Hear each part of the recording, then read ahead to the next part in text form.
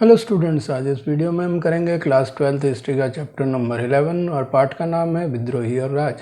तो इस पाठ पर आधारित जो स्रोत आधारित प्रश्न हैं यानी कि सोर्स बेस्ड क्वेश्चन वो हम इस वीडियो में कराएंगे। तो ये क्वेश्चन जो है सीबीएसई और अन्य राज्य बोर्ड परीक्षाओं में बार बार पूछे जाते हैं और जैसा कि आप जानते हैं कि 5-5 नंबर के इस वर्ष 3 क्वेश्चन जो हैं वो आने वाले हैं।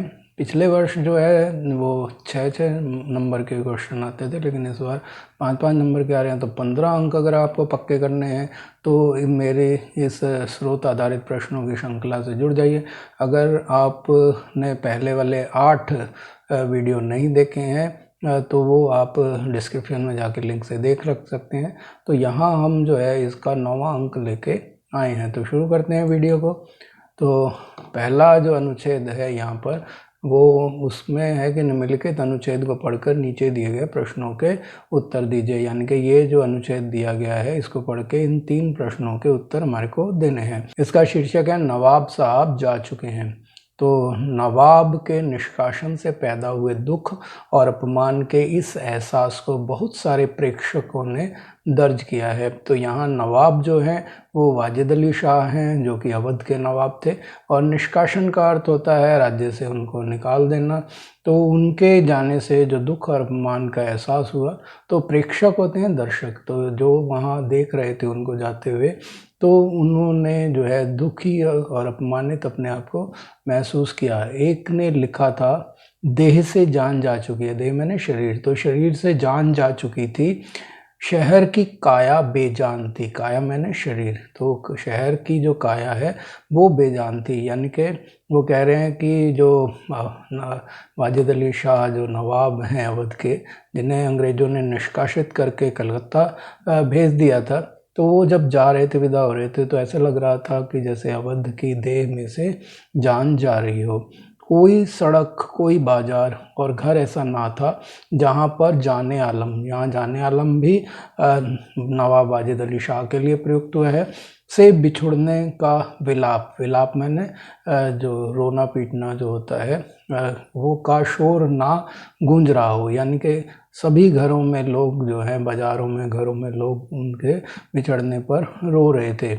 एक लोकगीत में इस बात पर शोक व्यक्त किया गया है कि अंग्रेज बहादुर आइन मुल्क ले लीनो, मुल्क का मतलब है मुल्क यानी कि देश, तो वो कह रहे हैं कि अंग्रेज आए और हमारा मुल्क है यानी कि देश जो है उन्होंने हमसे ले लिया। एक और गीत में ऐसे शासक की दुर्दशा पर विलाप किया जा रहा है जिसे मजबूरन अपनी मातृभूमि छोड़नी पड़ी। तो यहाँ देखिए ये क्या है कि हाय जाने आलम, देश से विदा लेकर परदेश चले गए हैं। तो यहाँ जो प्रश्न दिए गए हैं इनके उत्तर जो है हम अगले स्लाइड में करेंगे।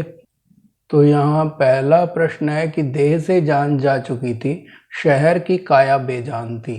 प्रस्तुत पंक्तियों में किस शहर का वर्णन है और यह क्यों कहा गया है कि देह से जान जा चुकी थी? तो ये 2 अंक का प्रश्न है। तो प्रस्तुत पंक्तियों में लखनऊ शहर का वर्णन है क्योंकि अवध की जनता के प्यारे नवाब वाजिद अली शाह को उनके राज्य से निष्कासित कर दिया गया था। अब दूसरा प्रश्न है कि डलहौजी ने किस नीति के तहत प्रस्तुत शहर का अधिग्रहण किया? प्रस्तुत शहर का मतलब जिस शहर का यहाँ वर्णन किया गया है यानी कि लखनऊ शहर का।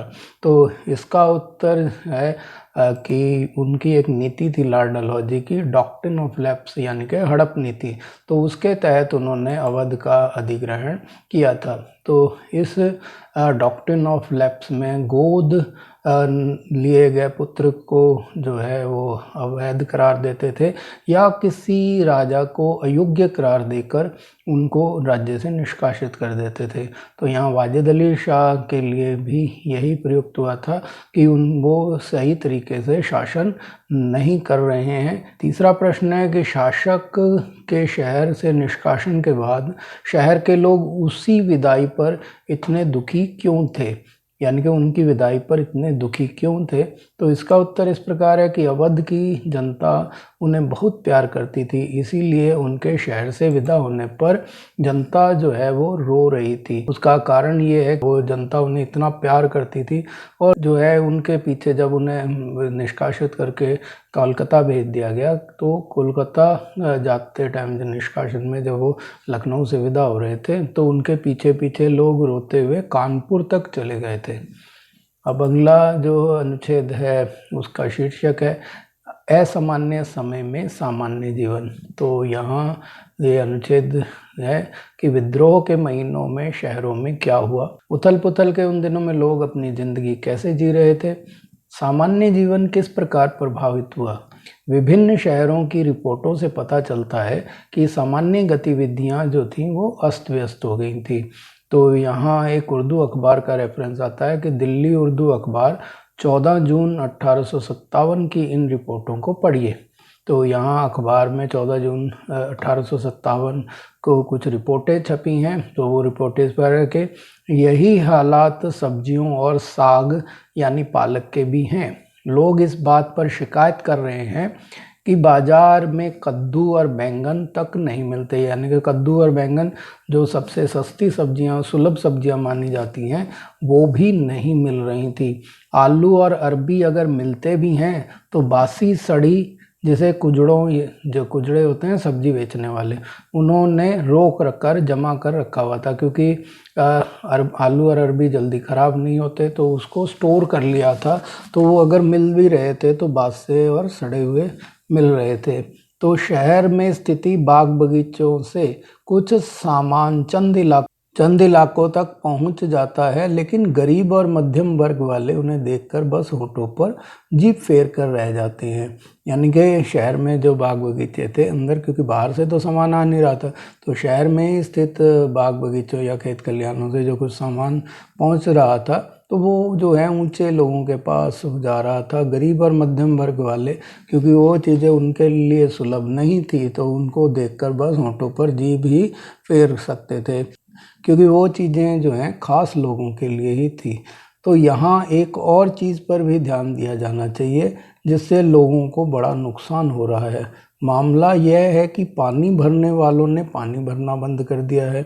गरीब और शुरफा कह रहे हैं कुलीन लोगों को, यानी कि जो संभ्रांत लोग थे, प्रभावशाली लोग थे शहर के, उन्हें शुरफा कहते हैं।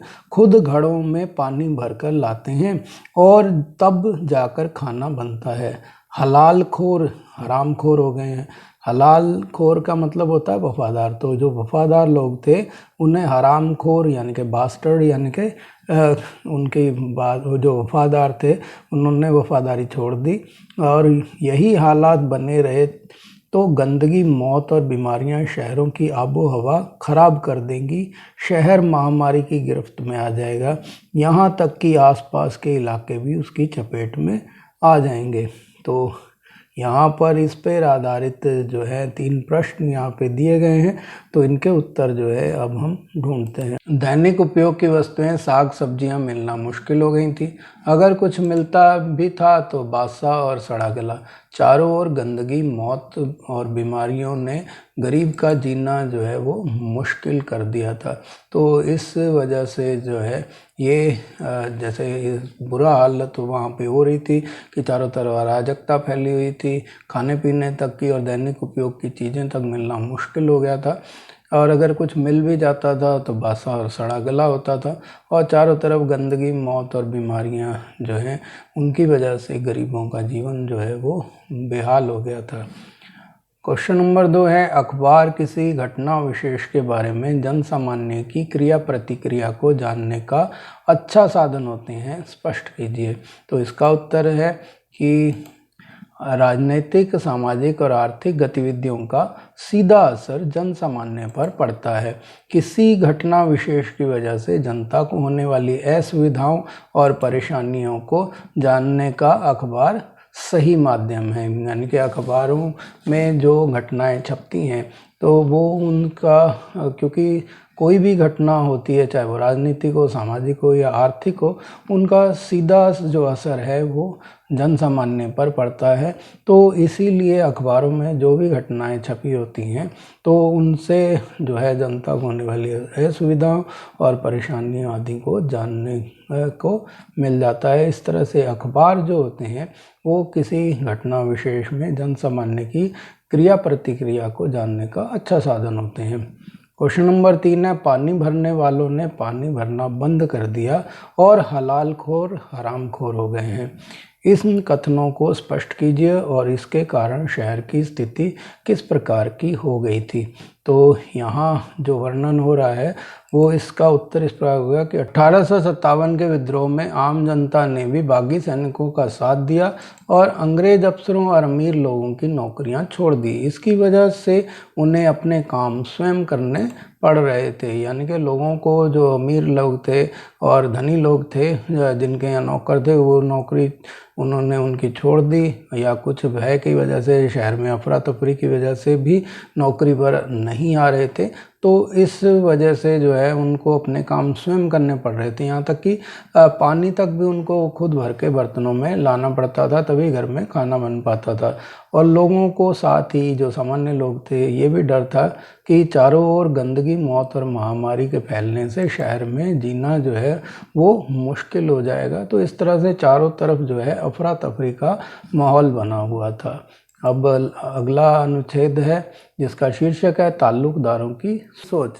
तो ताल्लुकदारों के रवैये को रायबरेली के पास स्थित कलाकंकर के राजा हनवंत सिंह ने सबसे अच्छी तरह से व्यक्त किया था। तो रायबरेली के पास जो है एक जगह है कलाकंकर, वहाँ के राजा हनवंत सिंह ने ताल्लुकदार जो उस समय थे उनके हालात को सही तरीके से, उनकी बातों से पता लगता है जो नीचे लिखी हुई हैं। तो विद्रोह के दौरान, यानी कि 1857 की क्रांति के दौरान, हनवंत सिंह ने एक अंग्रेज अफसर को पनाह दी थी। पनाह का मतलब शरण दी थी, यानी उन्हें अपने यहाँ छुपा कर रखा और फिर उसे सुरक्षित स्थान तक पहुँचा दिया था। उस अफसर से आखिरी मुलाकात में, यानी कि जब वो उसको विदा कर रहे थे, तो हनवंत सिंह ने कहा कि साहिब, आपके मुल्क के लोग हमारे देश में आए। मुल्क का मतलब देश, तो आपके देश से लोग हमारे देश में आए और उन्होंने हमारे राजाओं को खदेड़ दिया, यानी कि यहाँ से हटा दिया। धीरे धीरे उनकी जगह वो खुद काबिज हो गए। आप अफसरों को भेजकर ज़िले ज़िले में जागीरों के मालिकाने की जांच करवाते हैं कि जागीरों का मालिक कौन है। तो आप उसकी जांच करवाने के बहाने वहाँ पर अफसरों को भेजते थे और एक ही झटके में आपने मेरे पुरखों की ज़मीन मुझसे छीन ली, यानी कि जो जागीर उनके पास उनके पूर्वजों के समय से थी, उनको जो है आपने बहाना बनाकर एक झटके में छीन लिया। मैं चुप रहा, फिर अचानक आपका बुरा वक्त शुरू हो गया। तो वो, लेकिन उस समय तो वो कहे हनवंत सिंह कि मैं चुप हो गया, मैंने आपका कोई विरोध नहीं किया। लेकिन आज जब आपका बुरा वक्त शुरू हुआ तो आप मेरी शरण में आए, इसीलिए मैंने अपना धर्म का पालन किया। अब यहाँ के लोग क्योंकि आपके खिलाफ उठ खड़े हुए हैं, तब आप मेरे पास आए हो, क्योंकि आपने ही मुझे बर्बाद किया है, फिर भी मैंने आपकी जान बचाई है।